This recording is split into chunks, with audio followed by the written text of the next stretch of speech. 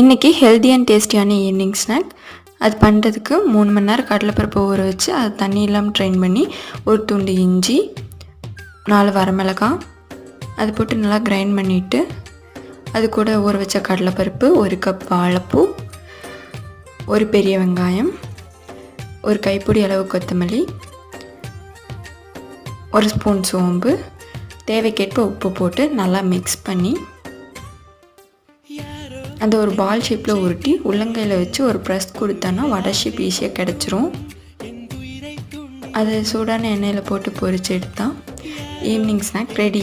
Medium ஃப்ளேம்லேயே வச்சு பொரிச்சுக்கோங்க. அப்போ தான் வெளியே நல்லா கிறிஸ்பியாகவும் உள்ள நல்லா சாஃப்டாகவும் வெந்து வாழைப்பூ சேர்த்த மாதிரியே தெரியாது, சூப்பராக இருக்கும்.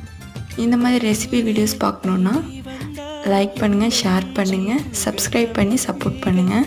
இந்த மாதிரி எந்த ரெசிபி வீடியோஸ் வேணுனாலும் கமெண்ட் பண்ணுங்கள். தேங்க்ஸ் ஃபார் வாட்சிங்.